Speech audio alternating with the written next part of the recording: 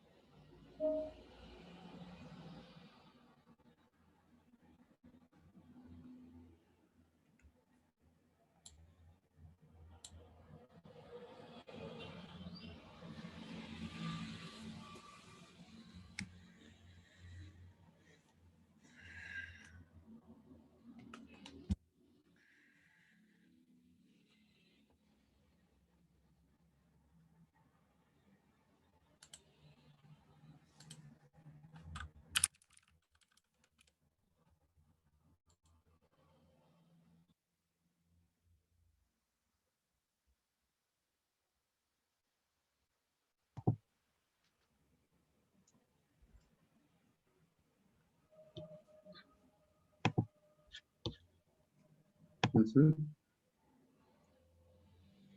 Perfecto.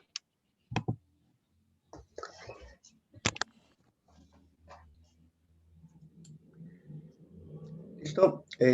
Muy buenas noches. Buenas noches con todos y todas las presentes.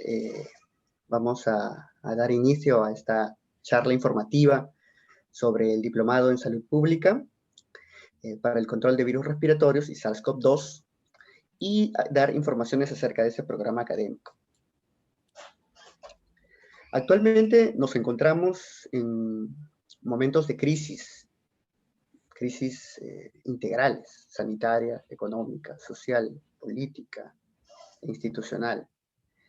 Quizá una similitud como hace 200 años inició el proceso emancipatorio, en una crisis también, que ya se venía dando. Si revisamos un poco la historia, encontraremos distintas similitudes y algo que nos puede acercar a revisar un poco la historia son, por ejemplo, libros, películas o series.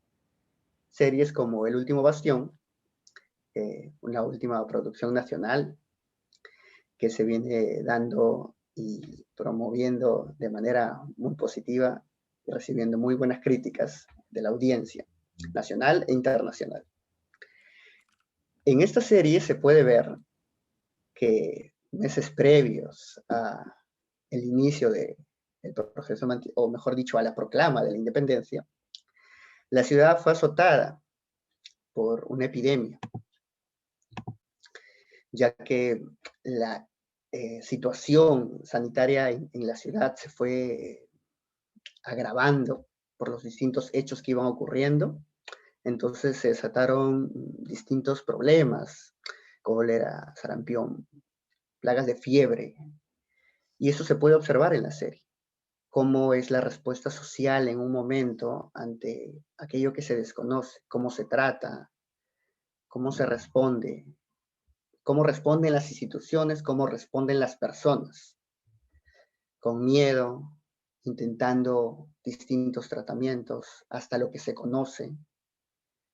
Es importante hacer esta revisión, este ejercicio histórico, porque ahora vemos que nos encontramos en una situación en la que también vemos distintas respuestas con las que hay que lidiar y distintas respuestas que hay que canalizar de la mejor manera, ahora con mucha evidencia, para poder encontrar una salida y poder superar la situación en la que nos encontramos.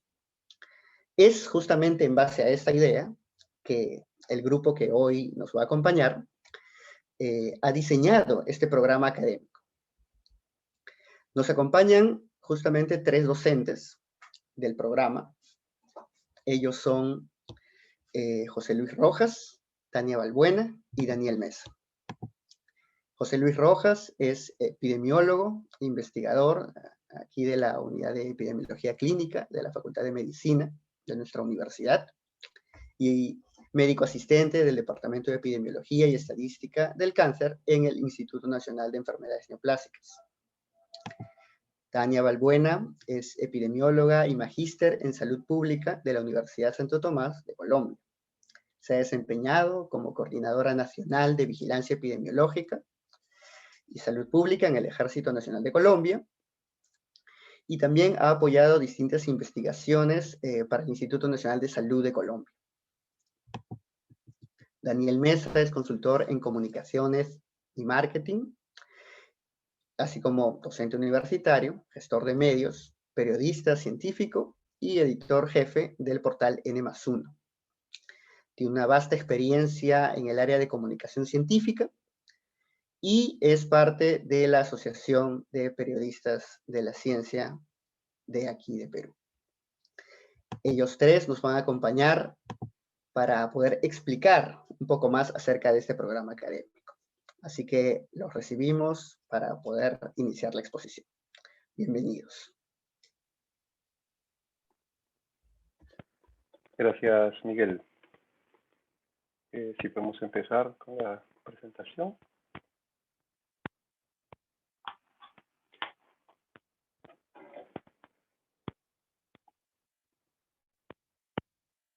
Bien, buenas noches con todos. Ante todo agradecer su asistencia, su conexión.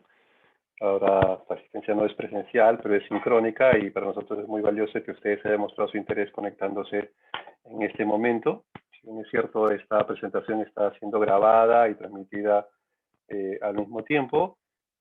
Para nosotros es muy valioso poder interactuar con ustedes porque a lo largo de esta noche, en esta breve reunión que tenemos, nos va a permitir conversar sobre algunas inquietudes que ustedes puedan tener y sobre todo transmitirles de la mejor manera posible lo que queremos hacer. Bueno, este diplomado en salud pública para el control de virus respiratorios y SARS-CoV-2 está orientado a un problema que todos conocemos. Si podemos avanzar a la siguiente diapositiva, en el cual hemos ido aprendiendo en el tiempo,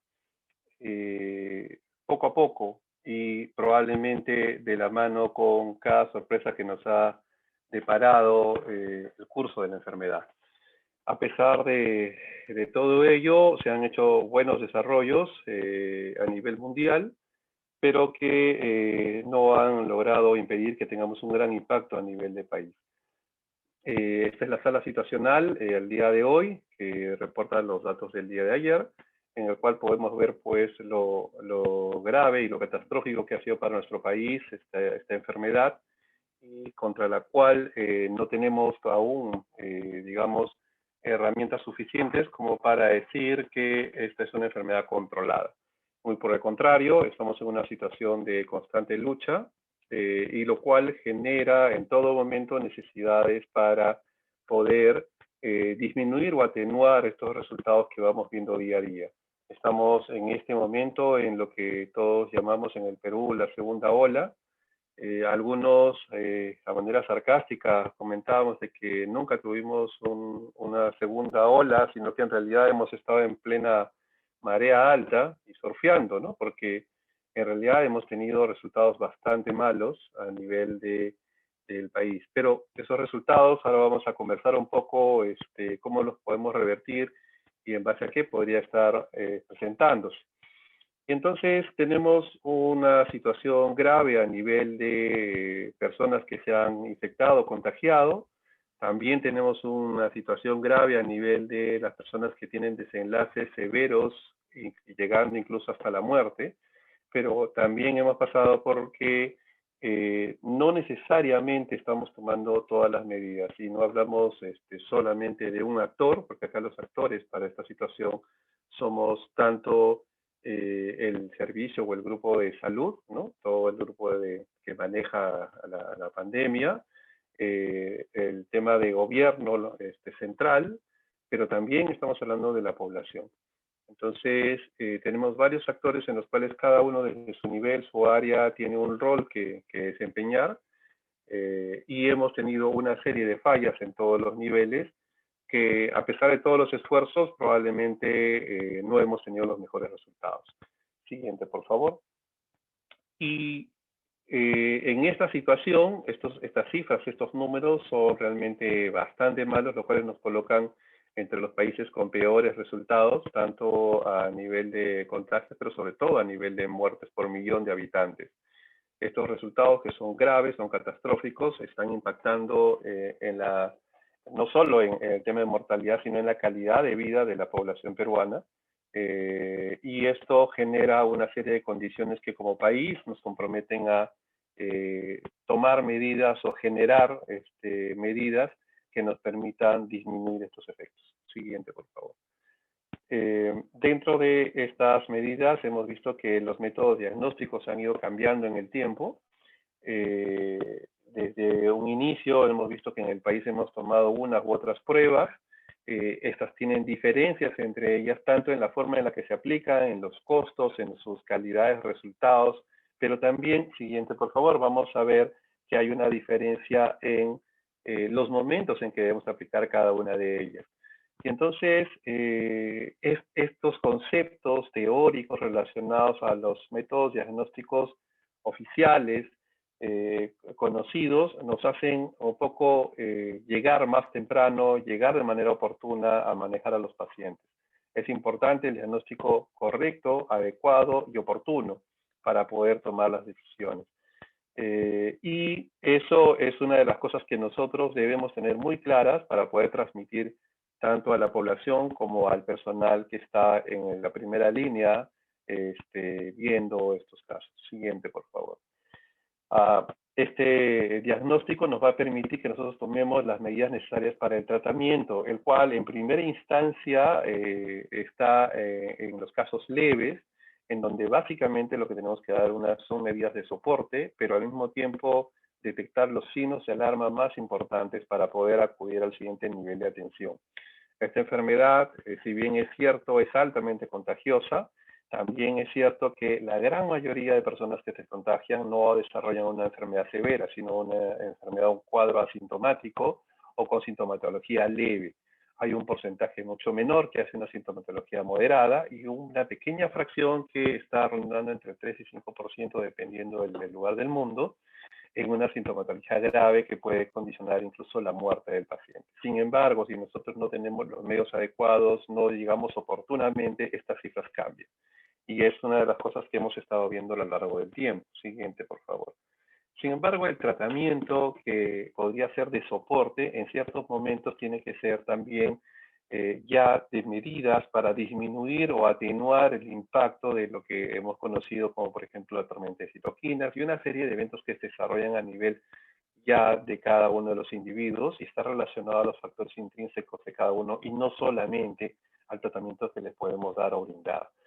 Entonces, una de las medidas más importantes que nosotros podemos tomar para controlar la enfermedad es la prevención. Entonces, no es llegar al final del cuadro, sino llegar antes de que se presente y evitar que se presenten los casos. Y las medidas que hemos visto que se han desarrollado en el tiempo son muy sencillas. Desde esta que es lavarse las manos, que tiene muchísimos años y que los médicos y todo el personal de salud han ido implementando a lo largo del tiempo, pero que en este momento ustedes habrán visto que toda la población ha aprendido de una u otra manera en mayor o menor intensidad a hacerlo. Y han aprendido a hacerlo en el momento oportuno y de la manera adecuada. Sin embargo, como todo en la vida, las personas se cansan, se aburren, se hastían, y esta medida que inicialmente pudimos decir es una de las que utilizamos para controlar o prevenir la enfermedad, en el tiempo se ha ido relajando. ¿Y por qué se relaja? Por lo que les he comentado, pero también porque probablemente no hemos logrado penetrar lo suficiente en las conciencias de las personas para poder hacerlo de manera sostenible. Siguiente, por favor. Esta es una sola de las medidas que tomamos. Otras medidas importantes, así de sencillas, son el distanciamiento social, son el lograr que las personas se protejan con métodos de barrera o de cubierta, como son las mascarillas, las viseras. Todo lo que es barrera genera una disminución en el contagio porque la transmisión se va viendo afectada. Entonces es necesario conocer la fisiopatología por la cual este virus se transmite, cómo se desarrolla la enfermedad para poder incidir sobre esos mensajes en la población. Y una forma de hacer esto es comunicarnos adecuadamente. Ahora, llegar a prevenir es importante, pero hay medidas ya un poco más sofisticadas para prevenir, como es la que hemos iniciado hace 3 semanas exactamente. Hoy día hemos empezado en el país a hacer segundas dosis de la vacuna en ya algunos de los profesionales de la salud. Y estamos encaminados en algo que todo el mundo ha apostado, que es vacunar a la población total. Esto no quiere decir que vamos a desaparecer la enfermedad. Lo que estamos haciendo básicamente es disminuir los efectos o las consecuencias severas de la enfermedad, pero eso no ha limitado todavía el nivel de contagio. Esta vacuna no evita que las personas se contagien, sin embargo evita que se desarrollen casos severos, y dependiendo cuál es la que utilicemos, tenemos diferentes grados de eficacia o eficiencia. Estamos ya en este momento bordeando los 300.000 dosis aplicadas, de una meta inicial de casi 500.000, y comenzamos ya hoy día con la novedad de que ha llegado a las primeras 50.000 dosis de una segunda vacuna. ¿Esto qué quiere decir? Quiere decir que estamos en el inicio de un largo camino. Eso quiere decir finalmente que nosotros tenemos ese largo camino por recorrer de la mano de esta enfermedad.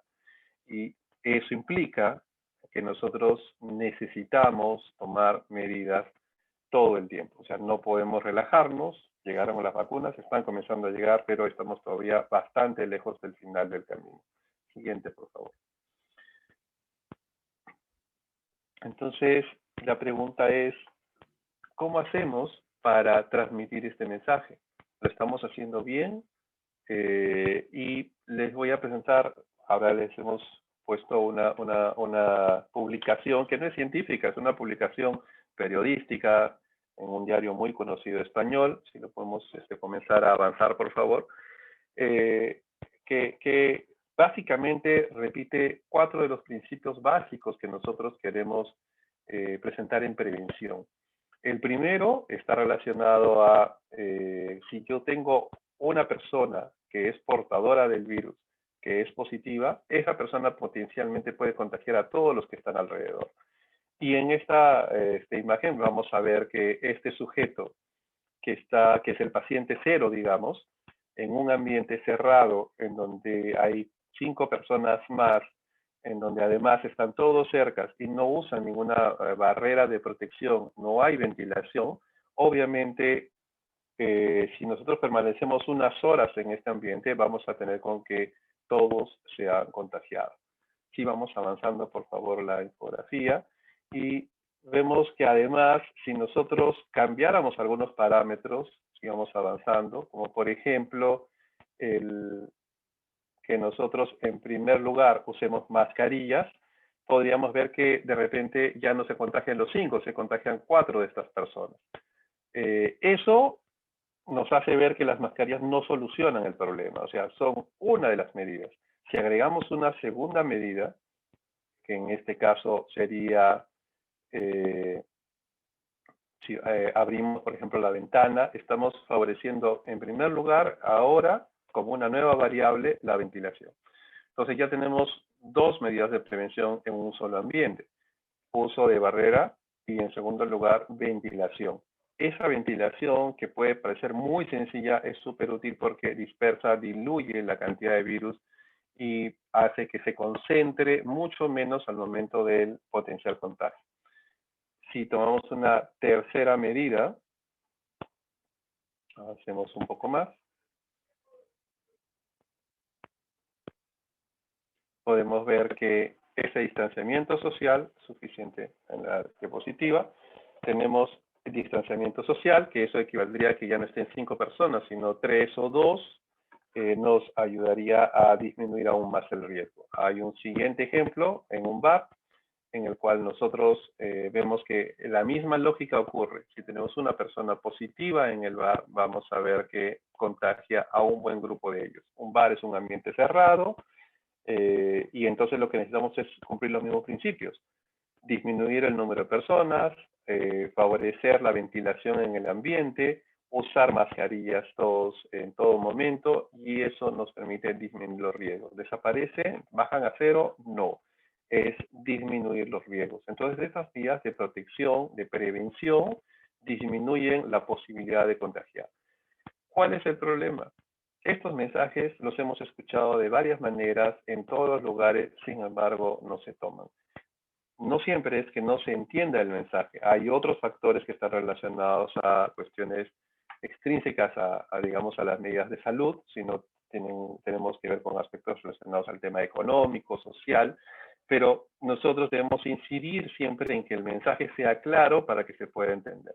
Y un tercer ejemplo que tenemos aquí es en un aula de clase, que ahora que estamos en la evaluación de reincorporarnos a las clases presenciales, bueno, esta es una publicación bastante antigua, además, pero la hemos traído porque gráficamente nos permite entender de manera muy rápida cómo es que usar mascarillas en primer lugar, avancemos un poco más, utilizar un espacio en donde hay menos personas y además que esté ventilado, nos va a permitir disminuir la posibilidad que las personas se contagien y se infecten.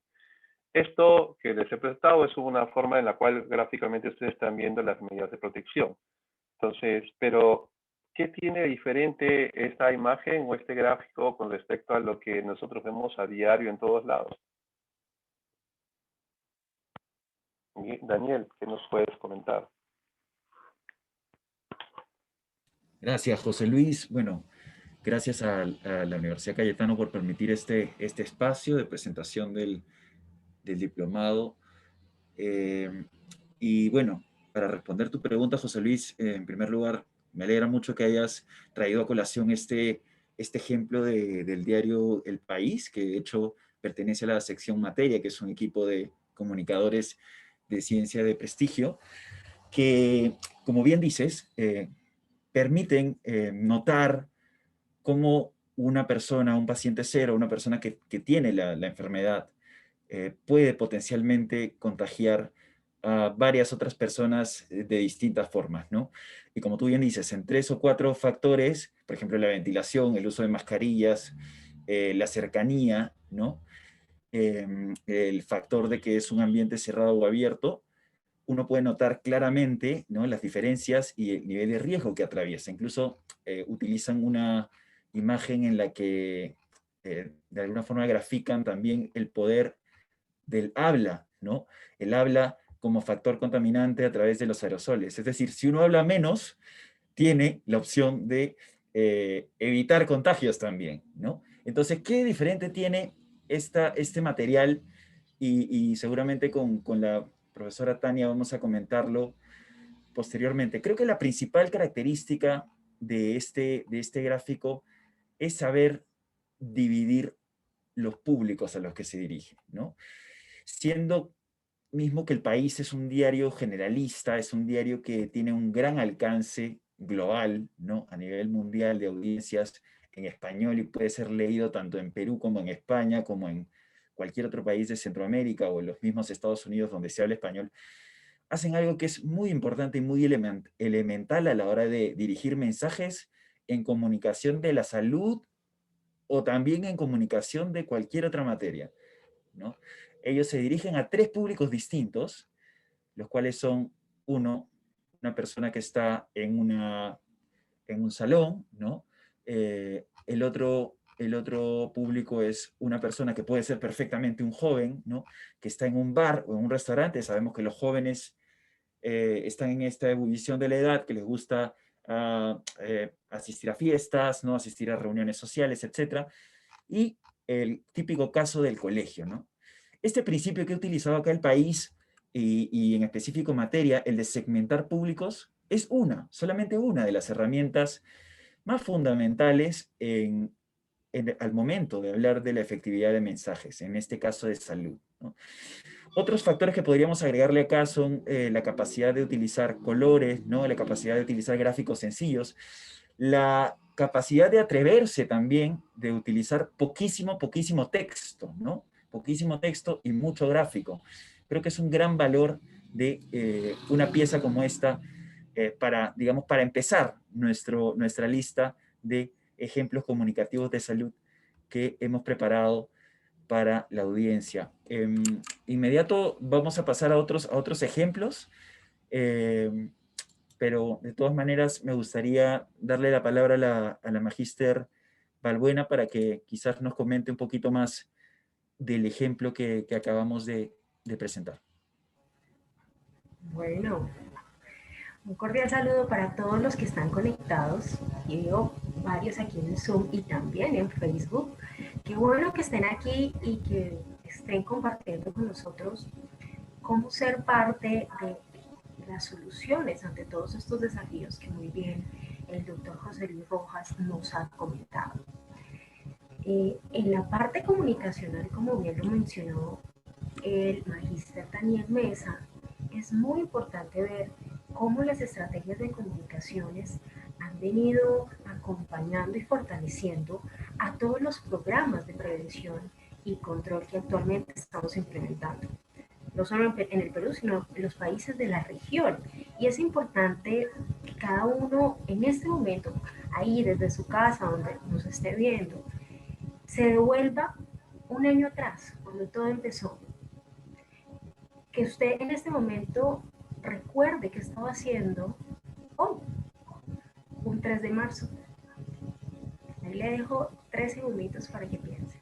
Pero tal vez eso no lo recuerda tanto, como sí puede recordar qué estaba haciendo el domingo 15 de marzo, cuando en las noticias se dio ese mensaje presidencial diciéndonos, stop, vamos a estar detenidos y vamos a iniciar una cuarentena nacional. Recuerde usted qué estaba haciendo. Sé que para ustedes va a ser más fácil recordarlo, porque fue un momento que nos marcó a todos, hasta a mí, que tuve que vivir la pandemia también. Entonces, hago este pequeño ejercicio para que volvamos al presente y veamos cómo en ese momento no sabíamos todas estas medidas de prevención, no sabíamos todas esas estrategias que muy bien el doctor José Luis nos explicó, y ahora tenemos más elementos comunicacionales como el ejemplo del país. Yo, antes de seguir hablando en temas de comunicación, porque sé que más adelante los tenemos, quiero dejar claro que hay dos cosas que no puede hacer la comunicación, de comunicación de riesgo propiamente, y es, no nos puede ayudar a compensar las carencias de los servicios de salud. Ténganlo muy claro. Y dos, no puede resolver todas las problemáticas de carga de determinantes sociales que ya haya en una sociedad.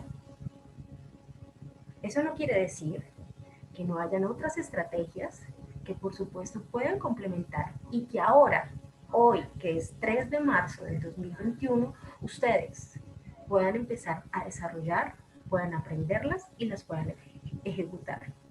Pero no me voy a adelantar, porque eso lo vamos a hablar un poquito más adelante, y quiero volver de pronto a Miguel para que nos pregunte algo o para que dialoguemos un poco hasta este punto antes de introducir propiamente el diploma. Pues muchas gracias. Muchas gracias por las exposiciones de los tres.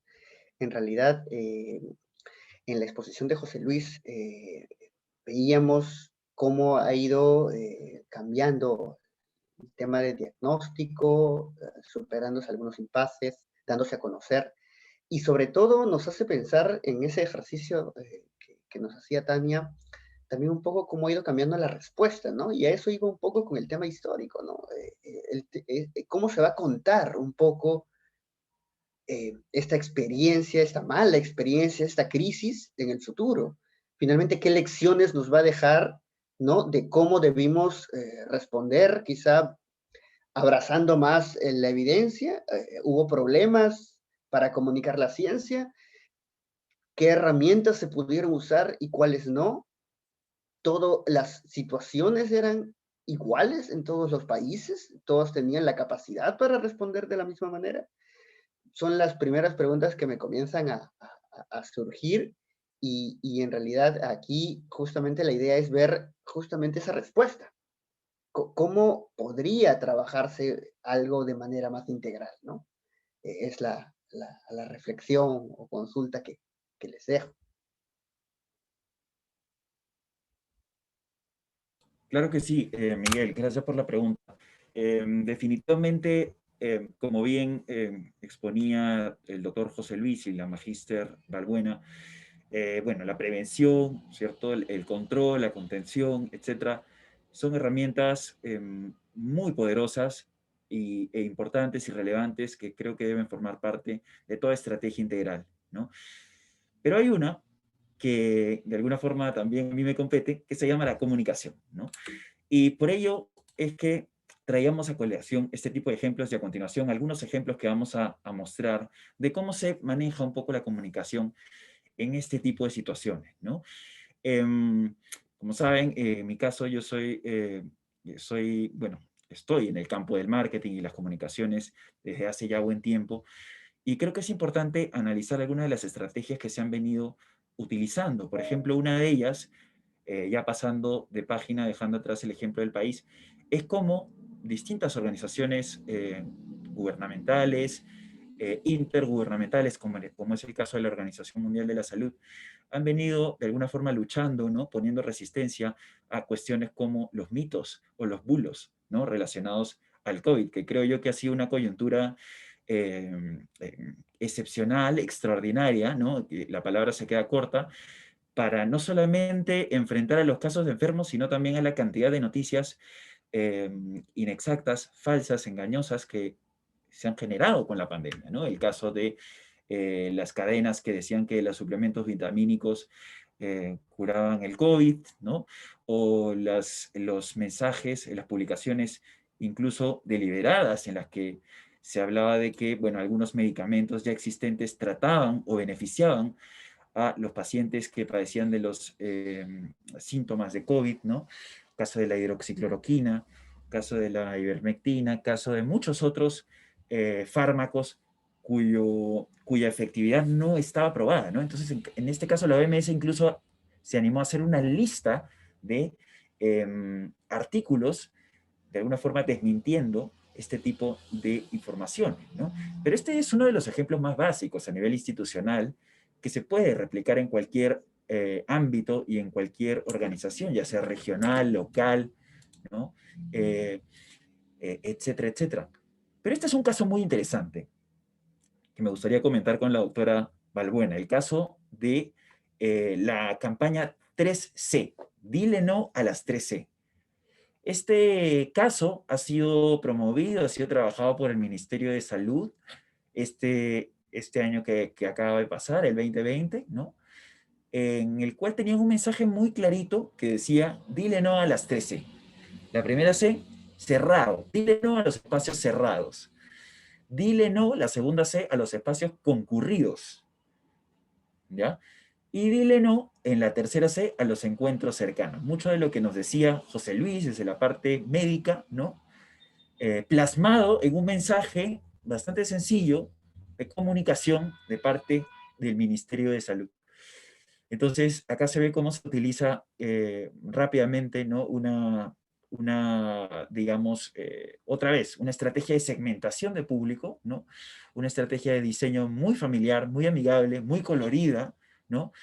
Que ha tenido sus resultados, pero los vamos a ver ahora una vez escuchando también el comentario de la doctora Balbuena. Bueno, y qué interesante situarnos en este tipo de comunicaciones, pero para llegar a ella hay que tener un equipo. Y eso es lo que quiero que todos los que ahorita están ahí conectados, y saludo también a los que están aquí en Zoom, que para llegar a esta gráfica, pensemos que hay un equipo técnico, médico, que sabe y conoce los riesgos, que sabe cómo prevenirlos, porque conoce un agente infeccioso, sabe cómo se transmite y sabe cuáles serían las medidas de contención y prevención. Y ahí, para que llegue realmente eso a la comunidad, necesita de otro equipo que sepa analizar esa información, pero pasarla en un lenguaje sencillo, claro y conciso para que nos podamos entender. En esta campaña vemos, y ahí está muy bien, que hay que tener en cuenta cuál es nuestra población, tener un objetivo claro y así es que se elaboran los mensajes. En la comunicación de riesgo, propiamente, nosotros queremos informarle a la gente para que tome decisiones correctas con información. Es como empoderar a la población a que sepa y reconozca sus riesgos, más allá de una mera persuasión, mera propaganda, que hablamos de salud, estamos haciendo marketing de objetos, estamos hablando de la salud que parte de creencias y que parte de condiciones de cada individuo y de su sociedad.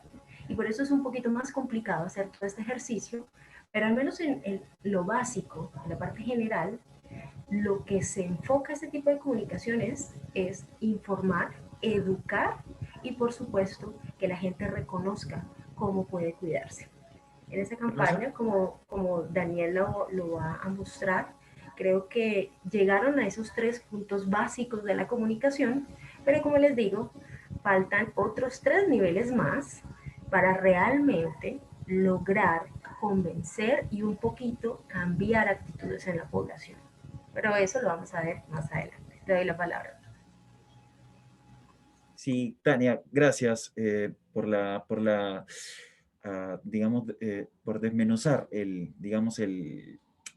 la estrategia del mensaje. Es muy cierto lo que dices, se necesita un público, pero no solamente se necesita un público, se necesita un equipo para trabajar un mensaje como el que acabamos de presentar, ¿no? Acá vemos claramente cómo se trabaja la segmentación de los públicos. No solamente se dirige el mensaje a una audiencia, sino se dirige a 3 tipos de audiencia distintas, ¿no? Los que necesitan trasladarse, por ejemplo, por una necesidad básica, ¿no? Y se traza un objetivo para esa audiencia, ¿no? No es que el mismo objetivo aplica para todas las personas, sino se trabaja con 3 públicos distintos y se distribuyen mensajes distintos para 3 públicos. Es decir, esta campaña no aparece aislada para que todos la consuman, sino que se hace una priorización, división, segmentación, y cada uno de los públicos tiene una indicación muy específica, ¿no? Un segundo público, por ejemplo, es aquellos que no necesitan trasladarse por necesidad, y un tercer público es los jóvenes que acceden a fiestas o actividades deportivas, ¿no? Este es un claro ejemplo de cómo se trata el COVID con las reuniones o fiestas, ¿no? Aquí hay un afiche en el cual pues, se ve la típica reunión juvenil, ¿no? Este es un tipo de mensaje, pero hay más, hay más. Y acá entramos al tema de comunicación de riesgo, ¿no? Que de alguna forma se ha utilizado aquí a nivel nacional, pero también es importante compartir algunas experiencias extranjeras, ¿no? Voy a compartir la pantalla, espero que se comparte el audio también del video para poder apreciarlo.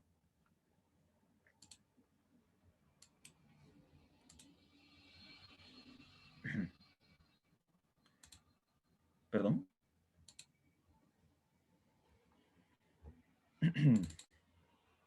Vamos.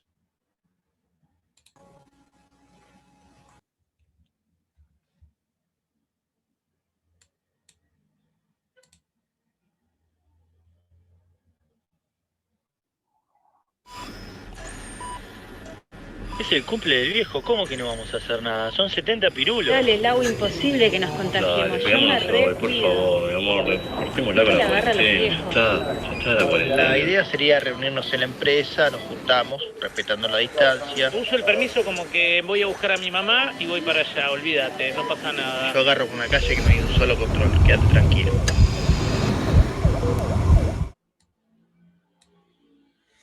Este es un mensaje de la Casa Rosada de Argentina, como pueden ver. Es un mensaje que podría utilizarse en momentos de mayor, digamos, emergencia, ¿no? Momentos quizás de mayor incertidumbre, como el que vivimos el año pasado. Quizás hoy las cosas parecerían estar un poquitín, un pelito más calmadas, ¿no? Solo un pelito, pero en momentos de alta incertidumbre, alta ambigüedad, alta volatilidad como los meses iniciales de la pandemia y la dispersión de contagios, bueno, era necesario hacer campañas de choque como estas, ¿no? Una campaña en video que por un lado mostraba cómo la gente se relajaba, se despreocupaba, ¿no? Pensaba que quizás la cuarentena y la mascarilla y las medidas de prevención estaban de más, eran un poco fastidiosas, ¿no? Pero al mismo tiempo mostraba por otro lado la gravedad de la situación, ¿no? Esto es una típica campaña de shock que vamos a desarrollar ahora con la doctora Tania, que es conocedora del tema de comunicación de riesgo.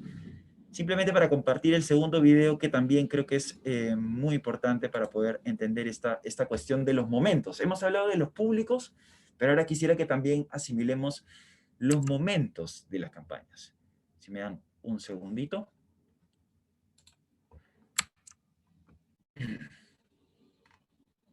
Pasamos al siguiente video, si es que lo podemos compartir.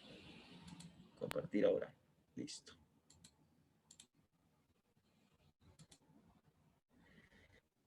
Tu piso en verano, 32 grados.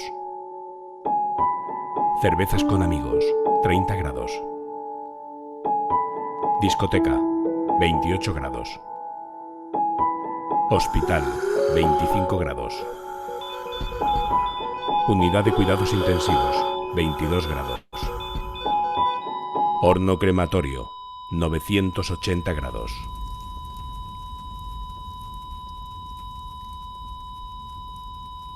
Hay cosas que dan más calor que una mascarilla. Protégete. Protégenos. Comunidad de Madrid. Es evidente que una campaña de estas características aparecen en momentos de emergencia, ¿no? No podemos pretender darle el mismo mensaje a las personas en momentos de calma y en momentos de emergencia, ¿no? Por eso es importante medir las circunstancias en las que nos encontramos actualmente, ¿no? Bueno, por el lado peruano hemos visto varios intentos y varios ejemplos interesantes de campañas de shock, ¿no? De momentos distintos de comunicación del riesgo, pero me gustaría saber también cómo se maneja esto, ¿no? Desde el lado de la comunicación de la salud, ¿no? En este caso, la doctora Tania conoce esto a profundidad y le doy la palabra.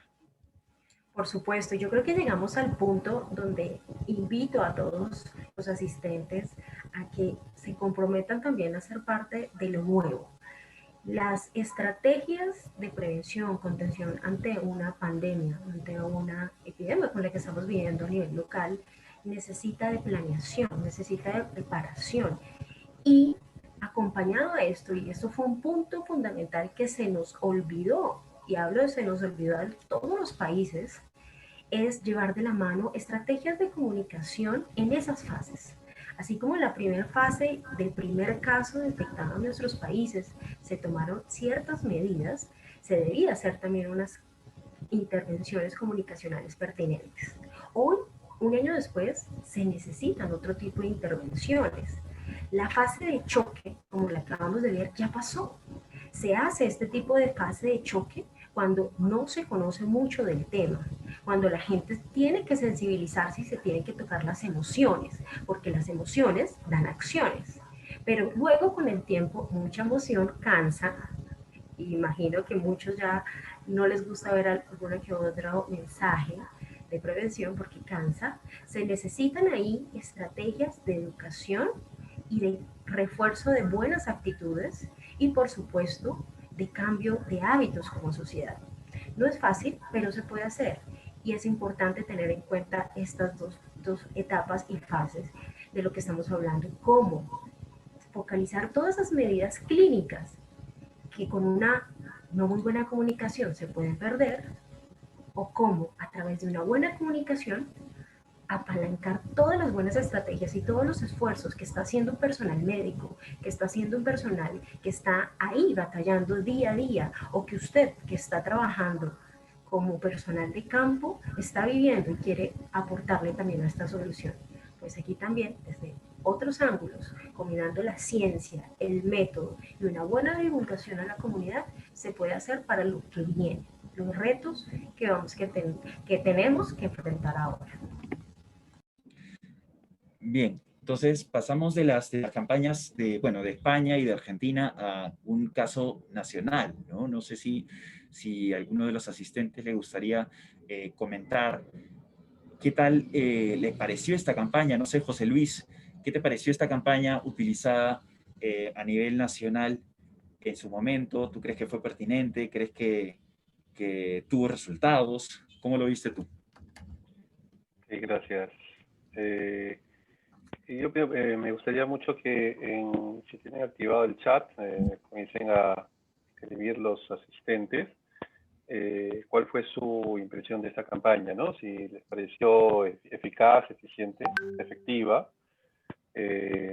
y si les pareció oportuna, ¿no? ¿Qué resultados creen que se ha obtenido con esta campaña? Efectivamente, esta es una campaña que se impulsó mucho, teniendo en cuenta que había una gran despreocupación en muchas de las personas. Decían, bueno, yo no me voy a enfermar, soy una persona más joven, no tengo factores de riesgo, ¿por qué no me dejan salir a mí, ¿no? Y veíamos los clásicos changueros, ¿no? De las canchitas. Me acuerdo mucho del grupo con que en promoción nos reuníamos y estábamos en la misma situación, ¿no? Decíamos, ¿y cuándo nos reuniremos de nuevo a jugar pelota, no? Es eso que algunas personas de nuestra edad nos volvemos a juntar. Nunca hemos jugado bien fútbol, pero a la hora de la hora nos juntamos para conversar, para pasar un buen rato, para divertirnos, ¿no? Pero esa reunión social, esa actividad social que podría parecer inofensiva, como se tornaba en realidad muy peligrosa y podría potencialmente generar no solo un tema de alto riesgo para los que están participando en el grupo, sino sobre todo para los contactos cercanos, ¿no? Entonces, ese mensaje es el que se trataba de lanzar, de hacer llegar a la población, ¿no? Y si recuerdan, pues esta campaña tenía una serie de videos en los cuales se transmitía algo así como hemos visto en el video de España, ¿no? Donde veíamos pues que una persona, o también el video argentino, ¿no? Donde veíamos que una persona estaba primero jugando pelota y luego él no estaba en la emergencia internado. Él estaba visitando a su padre, a su madre, a su abuelo, a su abuela, quien finalmente sí sentía las consecuencias de haberse contagiado. Y esa situación es algo que hacía que generemos una empatía con el otro, ¿no? Entonces, ¿cómo llegar a que las personas tomen conciencia o logren actuar? Como decía Tania hace un rato, no son los únicos factores. Tener un buen mensaje, tener un buen método de comunicación no va a solucionar el problema, porque hay otros factores que están relacionados. Pero para tomar medidas, para que las medidas funcionen, una de las cosas importantes es conocer lo que está pasando, es tener el conocimiento científico, la base científica. O sea, tenemos que dar mensajes sólidos en información real, fundamentada. No podemos ser charlatanes cuando nosotros hacemos ciencia, cuando hacemos medicina. En segundo lugar, debemos de conocer los recursos con que contamos. Y los recursos no solamente son los humanos, sino en general los recursos institucionales, de equipos, provisión. Esta segunda ola, hemos estado mucho mejor equipados que para la primera. Hemos tenido una serie de conocimientos nuevos, hemos tenido equipos entrenados, hemos tenido muchas cosas muy por encima de la primera ola. Sin embargo, nos ha ido peor. ¿Por qué? Porque ha arrasado con una gran cantidad de población de manera simultánea. Ha habido escasez de todo. Ha habido situaciones muy lamentables a nivel de toda la población. Creo que todos hemos sido tocados por esta situación en la cual algún familiar, algún amigo, alguna persona cercana ha sido afectada. Y hemos visto que no importa, tengas dinero o no tengas dinero, te ha afectado más o menos, pero has sido golpeado. Y te has dado cuenta que los recursos no han sido suficientes. Entonces, los recursos son importantes. Conocer en qué situación estamos, porque eso nos ayuda a tomar las mejores decisiones y medidas posibles. Lo otro que tenemos importante en esto es, tenemos que conocer el contexto. Tenemos que saber en qué momento estamos. No es lo mismo hacer una campaña cuando estamos en la meseta de todo esto y todo el mundo está tranquilo, en este momento.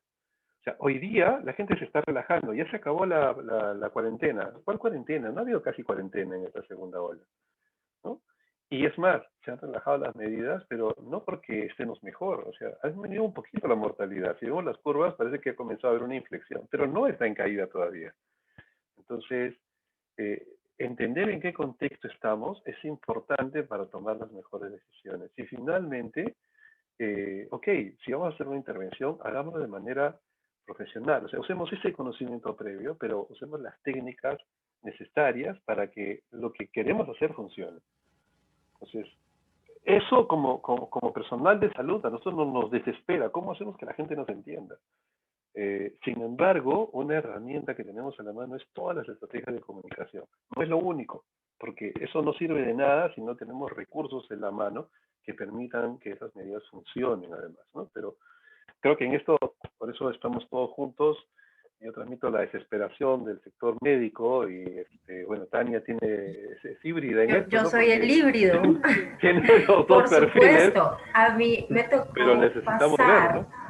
de esa carga de estar al frente con muchas epidemias, desde la H1N1 hace varios años atrás hasta las más recientes, y estar en ese frente de batalla y, como tú dices, José Luis, no saber comunicarlos efectivamente a pesar de que hayamos hecho la mejor estrategia a nivel técnico, pero no podernos comunicar con la población es lo que me llevó a profundizar en este tema. Y ojo, no estoy diciendo que la parte técnica no se tenga que hacer, sino es las dos y al mismo tiempo.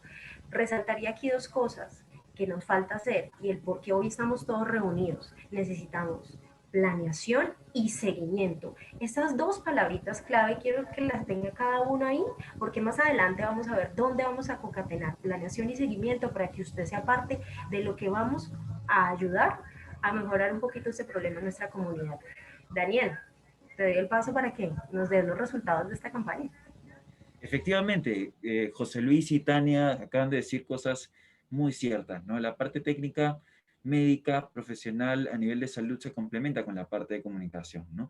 Y me remito a este mensaje que se llevó a nivel nacional, el COVID no mata solo, porque fue curioso, porque a juicio de muchos expertos a nivel de comunicación fue un mensaje pertinente en su momento, pero la contradicción siempre está.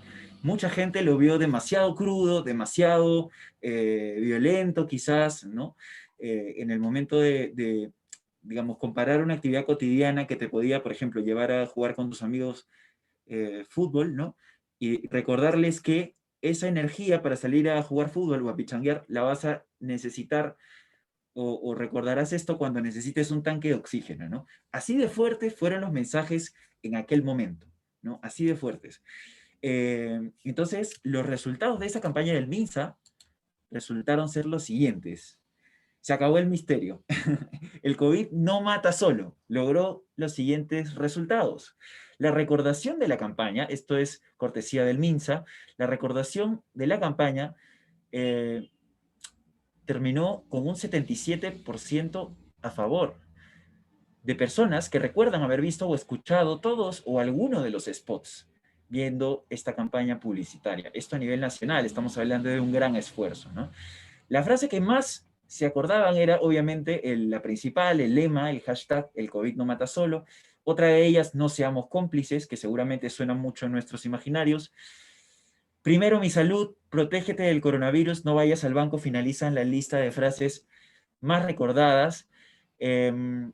Probablemente Lima haya sido el lugar donde más ha hecho eco esta campaña, ¿no? Pero esto responde a cuestiones muy razonables, como que esta campaña evidentemente tenía un mensaje, digamos, muy de ciudad, ¿no? Muy de ciudad, que podría aplicarse en muchas de las ciudades del país, pero sin embargo, también no podemos olvidarnos de que el Perú es un país muy grande, con muchas regiones que ameritan mensajes específicos para cada una de esas regiones, ¿no? Y no solamente regiones, sino provincias, distritos, etcétera, que cada uno de nosotros, desde nuestra posición, ya sea sector público, sector privado, ONG, tendríamos que abordar. Berta Alegría nos dice que el doble mensaje de los políticos y líderes de opinión sin mascarilla, y por otro lado las estrategias de comunicación fomentando el uso. Mensajes contradictorios. Efectivamente, Berta, mucho del comportamiento de la población es un reflejo de lo que muchos políticos dan, no solamente con mensajes hablados o campañas, sino también con el propio lenguaje del comportamiento. Muy de acuerdo y gracias por tu participación. Yo quería agregar ahí, Daniel, que pena te interrumpo, dos palabras también claves en la comunicación de riesgo, que es confianza y credibilidad. Y la confianza, si no tenemos confianza en las autoridades, pues vamos a tener digamos, una debilidad en las estrategias que salen de los entes gubernamentales. Por eso es cuando hoy necesitamos agentes de cambio más comunitarios que están con la gente, que reflejan los valores de la gente, que tienen confianza y credibilidad en la gente, para que sí puedan llegar esos mensajes con mayor tranquilidad y mayor asertividad. Y por supuesto, Berta nos lo dejó claro, el ejemplo. La mejor forma de persuadir en comunicación es dando el ejemplo. Portar mi mascarilla bien puesta, realmente guardar la distancia social. Créanme, nosotros no podemos dar este tipo de clases si no hay una coherencia en lo que pensamos, decimos y hacemos. Te doy la palabra, Dani. Sí, teníamos bueno, una consulta más. Hay una consulta más, justamente, y aprovecho esa pregunta de Fátima, que habla sobre si realmente podríamos hablar de una segunda ola. Y aprovecho justamente la pregunta para decir que la crisis también nos evidenció a los medios de comunicación y a las instituciones en una crisis o en algo que no le habíamos prestado atención, ¿no? Que era desarrollar la parte comunicativa, ¿no? Finalmente habían medios que ya hablaban cuando estábamos en el año anterior, y algunas entrevistas, inclusive al actual ministro de Economía, que decían, no, ya no va a haber segunda ola, que no era una ola, o le llama, entonces comienza a difuminarse mensajes, ¿no? Que distorsionan, se enfrentan, conflictúan, y la gente termina confundida, ¿no? Y ahí es muy importante ser fino, ¿no? Concertar y desarrollar mucho la parte comunicativa, ¿no? Entonces, finalmente uno se queda con la idea, ¿era una ola, no era una ola, era una cepa, era un rebrote, ¿no? Etcétera, ¿no? Entonces, qué importante era desarrollar para poder que la población entienda bien el mensaje que se tenía que dar. Correcto. Y que lo comprenda de acuerdo a su realidad. A propósito de lo que dice Miguel, simplemente acotar, ¿no?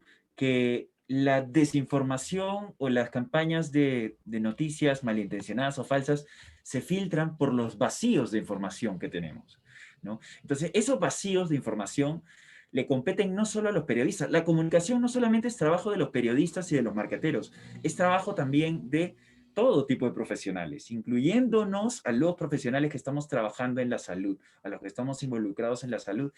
Y por eso, parte de este diplomado va a ser el enfoque comunicacional, ¿verdad, Miguel, José Luis? Entonces, si quieren, vamos ya pasando a presentar todas las herramientas que se van a ofrecer en este diplomado que trae Fondesit y la Universidad Cayetano Heredia.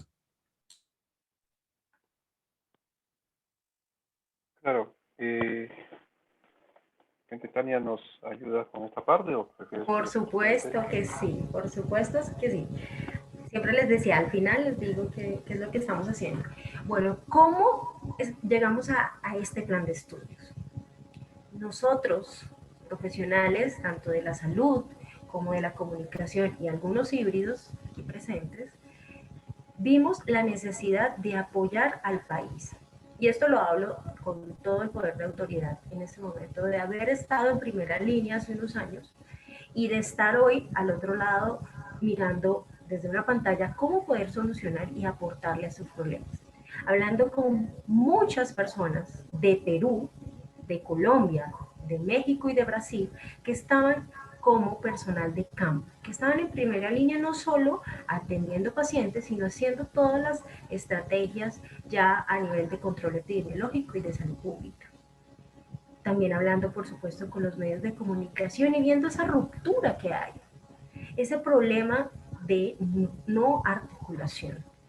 Este programa que estamos viendo acá refleja la necesidad que tenemos todos, y me incluyo, porque aún sabiendo elementos de las dos ciencias, de la comunicación y las ciencias de la salud, todos tenemos que estar aprendiendo, desaprendiendo y reaprendiendo, porque lo que ayer era una cosa, hoy es otra. Estamos viviendo un escenario cambiante, volátil e inestable. Esa es nuestra realidad. Ahora, reconociéndola, tenemos que ser parte de cómo solucionar. Hay muchas estrategias que, como bien lo decía el doctor José Luis, ya aprendimos. Ya tenemos unas bases metodológicas, unas líneas de bases que podemos tener en cuenta para hacer mejores estrategias en esas líneas técnicas, tratamiento, diagnóstico, obvio pensando siempre a nivel local, ojo, no a nivel general, sino a nivel local, con las necesidades de las regiones, con las necesidades de nuestros componentes y determinantes sociales, nuestros componentes culturales, nuestras carencias también socioeconómicas, que es la realidad que nos afecta en esta pandemia. Es así, cuando unimos todos esos componentes técnicos, traemos las mejores experiencias que se han hecho, tanto en laboratorios, tanto con los usos de nuevas tecnologías, comparando lo que se está haciendo a nivel regional y nacional, pero también mirando los ojos de los otros países, cómo han reaccionado. Ver qué es lo mejor que tenemos para empezar de aquí en adelante a proyectarnos y hacer mejores proyectos que incluyan planes de acciones claros, concretos. ¿En qué? En el manejo sanitario y los métodos de detección. Siguiente, mirando esa prevención en salud pública para este tipo de virus respiratorios. Luego de eso, tenemos que ver cuáles son esas estrategias de prevención y control dependiendo de nuestra parte local. Van a haber municipios, van a haber localidades que pueden estar en una fase diferente de la pandemia, que tienen que ser tratadas muy a nivel local. Y asimismo, en temas de comunicación se nos está olvidando la interculturalidad, la diversidad de lenguas, cómo la gente se relaciona con sus creencias, sus actitudes o sus prácticas. Es aquí el momento donde la invitación de este currículo nace de una necesidad sentida actual, teniendo las mejores estrategias ya realizadas y mirando hacia el futuro de que ustedes nos ayuden y entre todos podamos colaborarnos para mejorar las necesidades locales. Espero que muchos de ustedes, y ojalá ahí escriban en el chat de Zoom y en las redes sociales de qué ciudad o de qué municipio nos están, o de qué región nos están escribiendo, nos están viendo. Porque son las personas que necesitamos que aprovechen esta gran oportunidad de hoy, de ser parte del cambio. Ya tenemos muchos problemas. Necesitamos empezar a ver las soluciones en equipo y en coordinación, y más con la mirada local. Este programa está ejecutado para eso, para que cada uno de ustedes desarrolle un proyecto de intervención, un proyecto real. Ya sabemos mucho de teoría y vamos a aprender más, pero si no aplicamos los conocimientos y si no realmente atacamos el problema a nivel de nuestras comunidades, va a pasar lo que nos dijo ahorita el doctor José Luis. Una ola, 2 olas, 3, 4, 5, 6. ¿Será eso posible? Bueno, la respuesta está en qué vamos a hacer nosotros para poder ejecutar un buen proyecto de intervención y entre todos buscar las mejores herramientas para avanzar y detener este problema.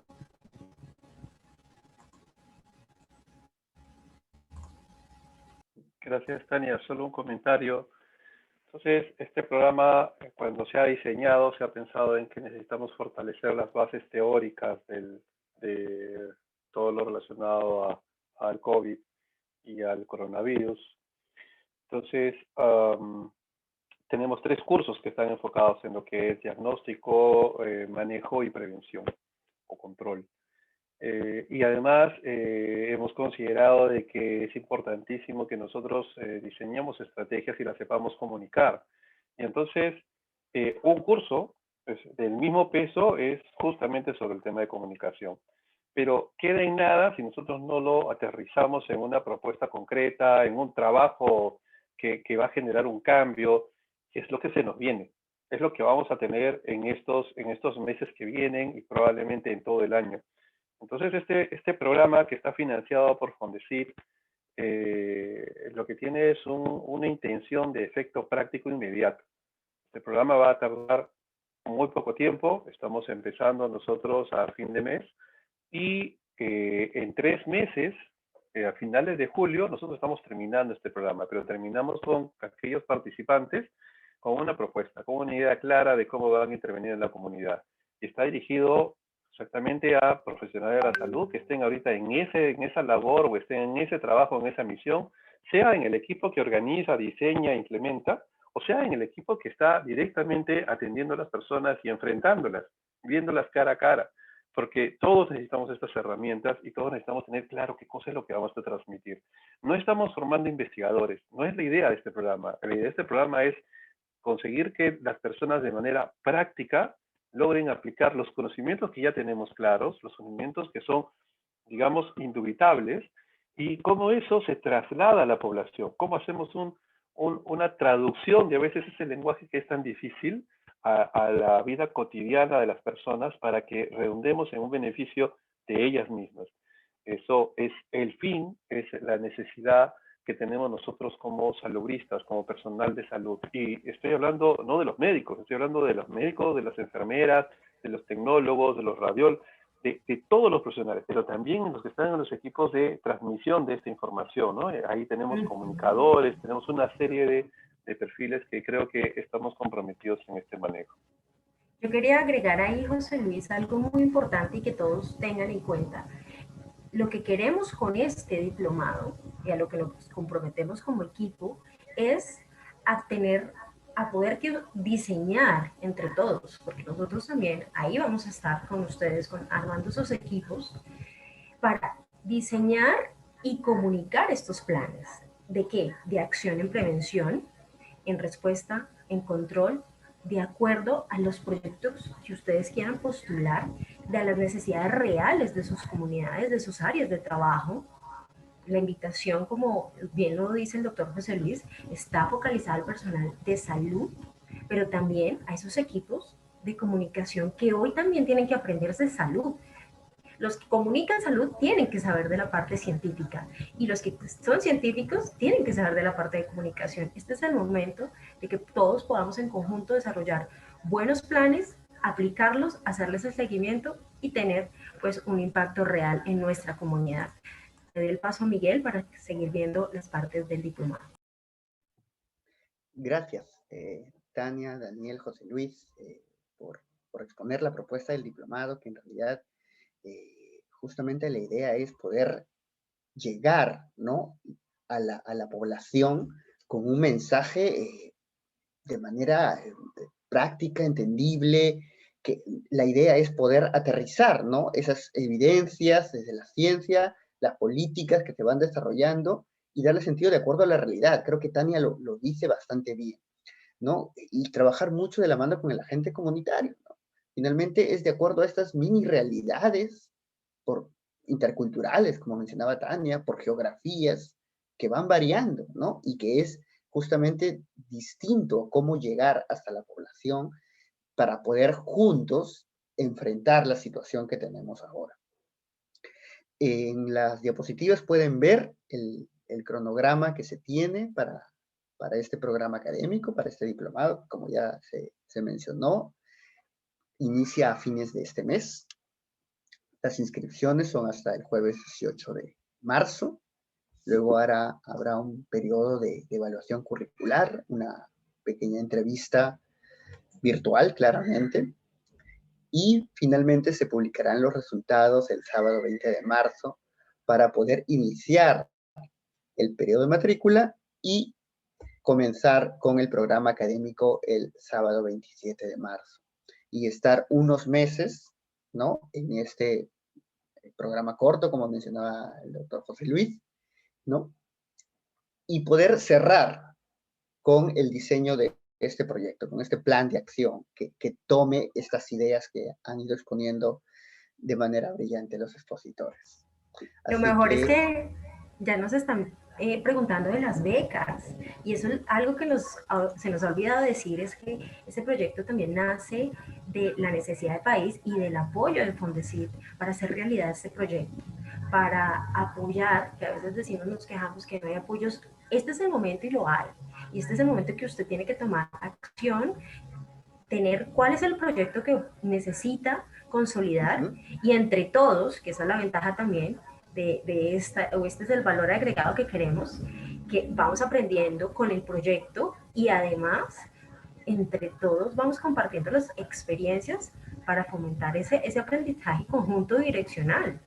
No simplemente de la cátedra y recibo la información, sino recibo la información, creamos ideas, creamos proyectos juntos y, ¿por qué no?, vamos apoyando a la solución de esta pandemia. Tenemos una pregunta de Mario Rodrigo. Perdona, Miguel. Sí. Pregunta: ¿qué modalidad es el diplomado? ¿Cuáles son los requisitos? ¿Y cuál es el link de postulación para las becas? Miguel, si quieres responder mientras yo voy compartiendo el enlace. Sí, muchas gracias, Daniel, por compartir el enlace. En realidad, pueden comunicarse con la escuela de posgrado de la universidad, que ellos van a derivarlo. Ahí pueden hacer las consultas específicas sobre el programa para este diplomado. Y en realidad las becas se asignan de acuerdo al proceso de evaluación y entrevista. Producto de estos es que se van a asignar todas las becas que ha definido el Fondesit en asociación con la universidad. Entonces, como decía Tania, tienen que aplicar su CV, una idea de proyecto que quieren desarrollar en base a los lineamientos del programa. Eso sería muy importante porque en la entrevista vamos a poder conocer justamente, ¿no?, los agentes comunitarios en torno a su proyecto, la realidad concreta, el lugar donde lo quieren aplicar. Entonces, eso es muy importante que lo tengan, ¿no?, para poder compartirlo y saber hacia dónde quieren llevar la investigación. Bueno, algo importante también para que sepan todos los que están interesados, que vamos a tener invitados de Brasil, de Argentina, de Colombia, por supuesto, aparte de mí, de Perú y de Estados Unidos. Y además de centros de investigación, de centros de innovación tecnológica, propiamente quienes trabajan en el Estado y propiamente los que también desarrollan otro tipo de proyectos ya en consultorías para entidades como el Banco Internacional o toda la parte de acompañamiento a los gobiernos desde la Organización Mundial de la Salud o la Organización Panamericana de la Salud. Entonces, tenemos un buen equipo del cual podemos aprender y, por supuesto, poner en práctica todos esos conocimientos. Listo, no sé si José Luis quiere... Sí, bueno, hay una última pregunta que hace Mario, que es interesante, ¿no? Pregunta si qué tipo de proyecto es: científico, tecnológico, monográfico. En realidad lo que necesitamos en esta etapa cuando ustedes postulan es qué es lo que quieren hacer, la idea. Lo que vamos a desarrollar es una propuesta, un plan de acción, algo práctico, algo concreto. O sea, no vamos a diseñar un proyecto de investigación para ver si lo hacemos y después a hacer los análisis estadísticos. No, esto no tenemos tiempo. O sea, nosotros vamos a ver cuál es la realidad, conocer los conceptos básicos sobre este problema y ver qué soluciones podemos plantear, soluciones prácticas que las podamos, terminando el programa, aplicarlas inmediatamente. O sea, si diseñan una propuesta que tiene una buena posibilidad de ser exitosa, yo estoy seguro de que las vamos a implementar no en uno, sino en varios sitios, como posibilidades en donde ya tocará a cada lugar en particular tomar esa posta. Pero nosotros en realidad no tenemos como meta de Fondesit que estos proyectos se implementen, pero tenemos como meta propia de nosotros que hemos diseñado esta propuesta que estos proyectos sí se logren hacer y mirar en qué resultados van a tener. Y eso es investigación finalmente. O sea, sin querer queriendo, ustedes a partir de una intervención podrían estar generando una investigación en estas secciones particulares, donde veamos los resultados de estas intervenciones. Entonces, la idea es que ustedes nos cuenten dónde están, qué es lo que quieren hacer ahí, qué necesidad han identificado y cómo la quisieran afrontar. Y esto no tienes que estar necesariamente en un puesto de salud o estar en el ministerio. Podrías estar de repente como dentro de la población general y ya has visto una necesidad. ¿Y cómo tú puedes ser un actor que genera un cambio en ese lugar? Exacto. Entonces, seamos creativos, aventurémonos a generar cosas diferentes. Quien no arriesga no gana, como dicen, pero lo más importante para nosotros es descubrir nuevas iniciativas. No todo está dicho, no todo está hecho. Al contrario, para ser grandes investigadores, no tienes que ser un erudito pues, que tiene todos los títulos y ganado. Lo que tienes que tener es una gran curiosidad y una gran motivación para lograr un objetivo concreto. Entonces, con un montón de trabajo, lo vas a poder conseguir. Y en este caso, no estamos llegando a investigación. Lo que estamos tratando de hacer es que logremos resultados concretos que veamos nosotros en nuestro país como un futuro diferente a lo que estamos encontrando luego de casi un año en donde muchos decimos, pero que no hemos aprendido nada. Sí hemos aprendido. Vamos a mostrar eso y vamos a cambiar un poquito con cada uno de ustedes. Esa es la idea de este programa. De verdad espero que estén interesados, que participen y que si ustedes no lo pueden hacer y conocen a alguien que esté interesado, pásenle la voz. Nosotros queremos que esto genere cambios. Así que bienvenidos. La financiación está para eso. Así que los esperamos.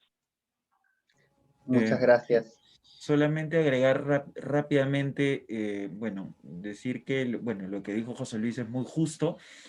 Mario Rodrigo nos escribe desde la campiña de Moche, de las Huacas en Trujillo, ¿no? De Trujillo. Entonces, yo diría que con mayor razón, Mario Rodrigo, un abrazo a Trujillo, anímate, porque las propuestas a nivel regional son las que, creo yo, más necesitamos, ¿no? Porque el Perú no solamente es el Lima, o el Perú no solamente es la costa, ¿no? Necesitamos en realidad campañas que sean focalizadas en públicos específicos. No estamos hablándole solamente a un peruano, estamos hablando a mucha gente, y si bien quizás Trujillo o la Campiña de Moche no sea un público masivo, excesivamente masivo, millones de personas, bueno, igual puede servir y ser útil una campaña o un plan de acción de salud, por supuesto con su campaña de comunicación. Así que creo que hay incluso más oportunidad si es que recibimos aplicantes de regiones. Por supuesto, estamos abiertos y los animamos a que desde distintas ciudades puedan animarse a construir, de acuerdo a sus realidades, dar una respuesta, un plan de acción para poder enfrentar juntos la pandemia. Muchas gracias. Más bien, te dejamos información general del programa, que es importante resaltar. Como dijo José Luis, es un programa corto, que se va a llevar a cabo los fines de semana, de manera semanal, y empezamos, lo vuelvo a decir, a finales de este mes. Ya saben, 40 becas y 50 vacantes. Entonces, espero que ojalá cada uno de los que nos está viendo pues se anime a participar a la beca. Es una gran oportunidad y qué bueno conocernos desde diferentes ciudades. Saludo por acá en las redes sociales a Piura y a Ancash. Por favor, ustedes también los necesitamos en este diplomado para que aprendamos juntos qué está pasando en su comunidad y cómo podemos ayudar. Así es. Bueno, dejamos el contacto. Bien. Y pueden escribir a la Escuela de Posgrado de la Universidad y seguimos en contacto todos juntos. Muchas gracias. Bueno, para finalizar, recuerden, ustedes tienen en sus manos ser esta generación de cambio en sus comunidades. Pensemos a nivel local para transformar el problema actual. Muchas gracias. Gracias a todos por participar y cuídense mucho, que estén bien, no se descuiden, estamos en contacto y los esperamos. Hasta pronto. Un abrazo. Hasta pronto. Un abrazo para todos.